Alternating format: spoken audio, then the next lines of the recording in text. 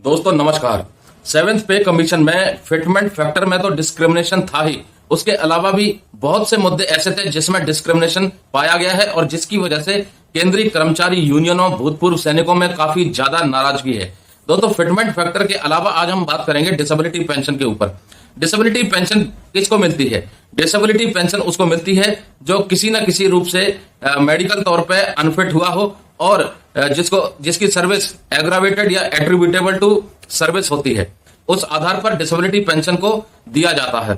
लेकिन इसमें बहुत ज्यादा डिस्क्रिमिनेशन है। सबसे पहला डिस्क्रिमिनेशन तो डिसेबिलिटी पेंशन को लेकर के है कि लोअर क्लास का व्यक्ति को डिसेबिलिटी पेंशन अलग तौर पर दी जाती है और अधिकारी वर्ग को डिसेबिलिटी पेंशन अलग तौर पर दी जाती है। यानी दोनों के डिसेबिलिटी पेंशन में बहुत ज्यादा अंतर है और इस अंतर की वजह से लगातार मांग उठ रही है कि इस अंतर को दूर किया जाना चाहिए और डिसेबिलिटी पेंशन को बराबर दिया जाना चाहिए। उदाहरण के तौर पर ले ले, चाहे अधिकारी हो या कर्मचारी हो, अगर दोनों के हाथ में चोट लगी है तो दर्द लगभग दोनों को बराबर ही होता होगा और ट्रीटमेंट भी दोनों को एक जैसा ही होता होगा। तो जब सब चीज एक जैसी है, चोट एक जैसी है, इलाज एक जैसा है, तो फिर डिसेबिलिटी पेंशन एक जैसी क्यों नहीं? ये एक सोचने वाला मुद्दा है। आप उनकी बेसिक पे में फर्क डाल सकते हैं, आप उनकी जो अलाउंसेस है उसमें फर्क डाल सकते हैं, तमाम फैसिलिटीज में फर्क डाल सकते हैं, लेकिन जो डिसेबिलिटी है उसमें फर्क नहीं होना चाहिए।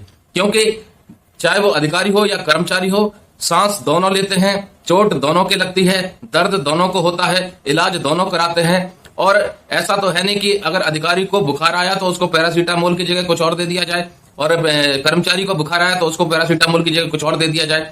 दोनों को बुखार में पैरासीटामोल तो देते ही होंगे।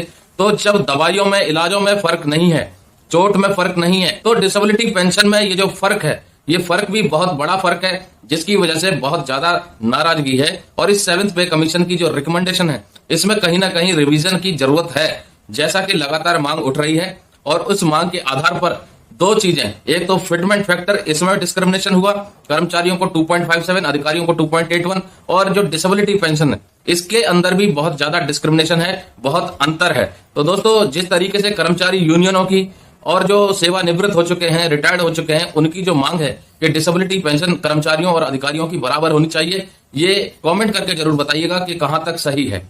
जय हिंद, जय भारत।